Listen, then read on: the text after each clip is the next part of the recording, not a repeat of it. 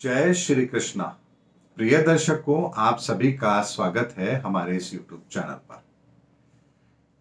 दर्शकों, भारत के इतिहास के अंदर एक स्वर्णिम अध्याय लिखा गया।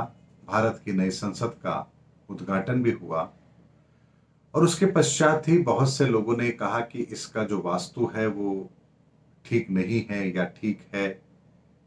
इसके उद्घाटन के बाद ही महाकाल के अंदर मूर्तियां खंडित हुई, रेल दुर्घटना हुई, कहीं यह शुभ तो नहीं है। दर्शकों, ऐसी बहुत सी बातें अब होने लगी हैं और उसका एक सटीक समाधान या यूं कह सकते हैं कि उसका एक सटीक ज्योतिषीय आकलन मैं आप लोगों को आज के इस वीडियो में जरूर दे रहा हूं। दर्शकों, ज्योतिष के अंदर भी और वास्तु के अंदर भी कोई ये नहीं कह सकता कि वो जो कह रहा है या वो जो अपने वक्तव्य दे रहा है वो पूर्ण रूप से सही है और इसका कोई और दूसरा प्रभाव नहीं हो सकता। मैं आपको उदाहरण से अगर बात रखूं तो महात्मा बुद्ध के संदर्भ में भी आप लोगों ने सुना होगा कि जब उनका जन्म हुआ था तो वहां के उस समय के विप्र ने कहा था, पंडितों ने कहा था कि राजन, या तो ये चक्रवर्ती सम्राट बनेगा या बहुत बड़ा भिक्षुक बनेगा। वहां उन्होंने ये क्यों नहीं कहा कि ये भिक्षुक ही बनेगा, क्योंकि उनके जन्म के साथ ही कुछ ऐसी चीजें होंगी जो ये तय करेंगी कि इस बालक की परवरिश किस आधार पर होगी, वही तय करेगी कि व्यक्ति भविष्य में क्या बनेगा। जैसे भगवान राम के जन्म के समय पर उनका नाम राम रखा गया, तो क्या चंद्रमा के नक्षत्र के आधार पर रखा गया? भगवान राम का जो नाम है वो उनके जन्म के नामाक्षर को चंद्रमा के आधार पर नहीं रखा गया। वहां पर उस समय पर महात्मा ने कहा, हे राजन, ये वो शक्ति है जो कण कण में रमण कर रही है, इसीलिए इसका नाम राम है। इसीलिए दर्शकों, वस्तु काल परिस्थिति के आधार पर ज्योतिष में भी और वास्तु में भी बहुत सारे सेंटिमेंट्स काम करते हैं। ये बात हमें समझनी चाहिए। इसीलिए कोई भी व्यक्ति ये नहीं कह सकता है कि ये जो वास्तु है ये बिल्कुल परफेक्ट है, या कोई भी व्यक्ति ये नहीं कह सकता कि वास्तु है ये गलत है और इसमें ये कमी है, क्योंकि वास्तु के बहुत सारे पैरामीटर हैं जो किस जगह पर किस तरीके से लागू होंगे, इसके संदर्भ में अभी भी बहुत सारे अनुसंधान होने बाकी हैं।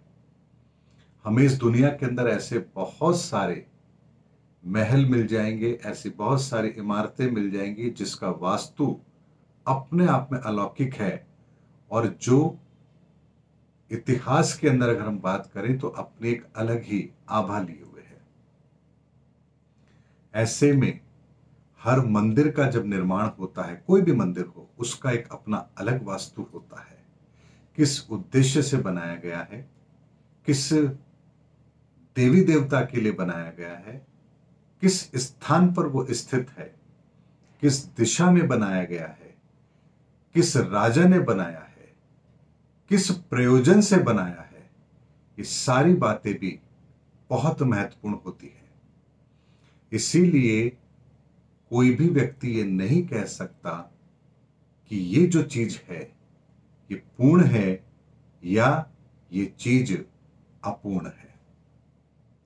मैक्सिमम बेनिफिट देखे जाते हैं किसी भी चीज के अंदर, चाहे वो वास्तु हो या कुंडली हो, क्योंकि आप यदि किसी को कोई समाधान दे रहे हैं या किसी को कोई सुझाव दे रहे हैं तो जो उस सुझाव को स्वीकार करेगा ये उसके ऊपर भी निर्भर करेगा कि वो उस चीज को स्वीकार करना भी चाहता है या नहीं करना चाहता। जैसे मान लीजिए हमारे सामने कोई कुंडली आती है और हम कहते हैं कि आपको ये उपाय करना चाहिए। हम सिर्फ उन्हें कह सकते हैं कि आपको ये उपाय करना चाहिए यदि आपको इन ग्रहों की ये रिजल्ट चाहिए तो, लेकिन उपायों को करना या नहीं करना ये उस व्यक्ति के ऊपर निर्भर करता है। और वो व्यक्ति उपाय फॉलो करेगा या नहीं करेगा, इस पे भी दो चीज लागू होती है कि अगर कोई स्थायी ग्रह उसकी कुंडली में ऐसे हैं जो उसे उपाय करने ही नहीं देंगे, तो हमें पता होता है कि हम कितना ही समझा दें, व्यक्ति उपाय नहीं करेगा। लेकिन कई बार ऐसा होता है कि वो पर्टिकुलर छोटा सा कालखंड ऐसा होता है जब व्यक्ति उन ग्रहों के प्रभाव से प्रभावित होता है, तो हमें लगता है कि इस समय तो नहीं करेगा, लेकिन बाद में ये दोबारा उन उपायों को शुरू कर देगा। ठीक उसी तरह से वास्तु के अंदर भी कौन व्यक्ति किस समय पर किस उद्देश्य की पूर्ति के लिए किस चीज का निर्माण कर रहे हैं, उस समय के ग्रह नक्षत्र उस समय पर उस तरह का वास्तु वहां पर जरूर स्टैब्लिश करवाते हैं, ताकि भविष्य के अंदर उसी तरह की परिणामों की पूर्ति उस जगह से हो सके। आपको एक उदाहरण देता हूं मैं। रावण की लंका सोने की थी और अजय थी, लेकिन वो लंका रावण के लिए नहीं बनी थी। वो लंका जो बनी थी वो भगवान शिव को भेंट स्वरूप दी गई थी। भगवान शिव ने वो लंका रावण को सौंप दी और रावण ने उस लंका पर शासन किया। यानी उसका वास्तु इतना परफेक्ट था कि कोई भी उस लंका पर विजय प्राप्त नहीं कर सकता था। लेकिन इसीलिए भगवान राम ने हनुमान जी को लंका में भेजा। हनुमान जी लंका में जाते हैं, अपनी पूंछ पर आग लगवाते हैं और उसके पश्चात लंका को जला देते हैं। यानी एक वानर लंका में प्रवेश कर रहा है, जिसका उद्देश्य आपकी लंका को जीतना नहीं है। आपने उसकी पूंछ पर आग लगाई, अब वो भाग रहा है, दौड़ रहा है और आपकी लंका जल जाती है। यानी कि एक ऐसा इंसिडेंट वहां पर क्रिएट हो रहा है, ऐसा एक माहौल क्रिएट किया गया कि जिसकी वजह से आपकी लंका क्षतिग्रस्त होती है। और उसके पश्चात विश्वकर्मा जी के द्वारा जब पुनः उस लंका का पुनरुद्धार किया जाता है, पुनर्निर्माण उसका जब किया जाता है, तो उसमें एक ऐसा वास्तु दोष डाला जाता है कि उसका ब्रह्म स्थान पीड़ित किया जाता है, जिसके कारण से रावण के कुल के विनाश का कारण पैदा होता है। लेकिन लंका तो अजय थी, यह वरदान भगवान का था।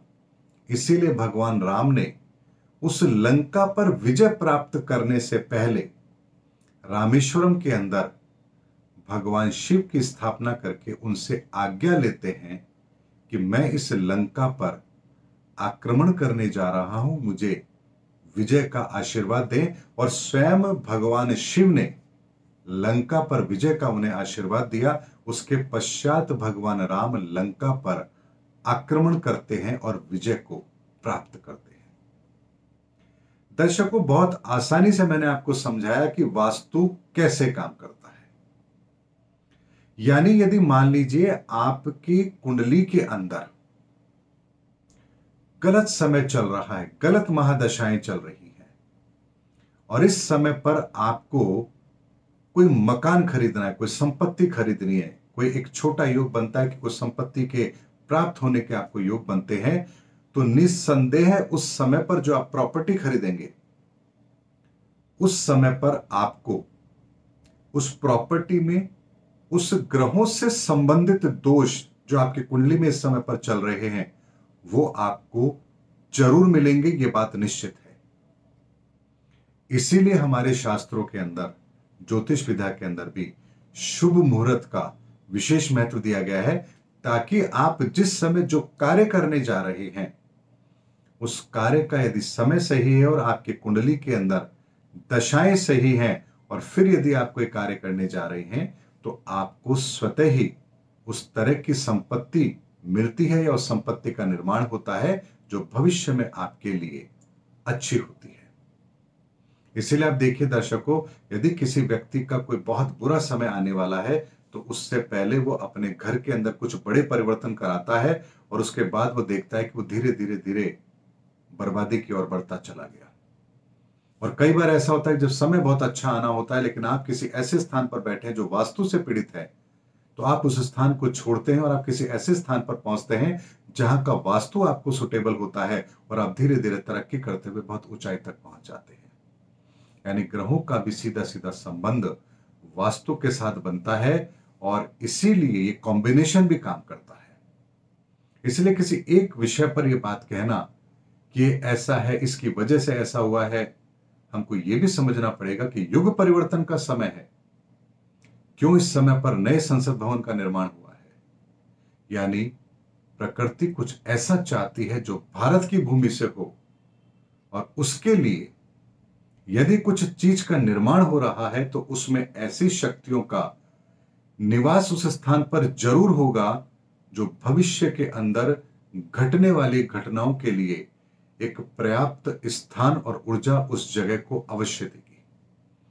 इसीलिए किसी भी विषय पर कुछ बात कहने से पहले ये ठीक है या नहीं है, हमें जरूर समझना चाहिए कि उस स्थान की महत्वता क्या है, उसका उद्देश्य क्या है, वो किन ग्रह नक्षत्रों के प्रभाव के अंदर निर्मित हो रही है, और भविष्य में उसके द्वारा क्या होना है।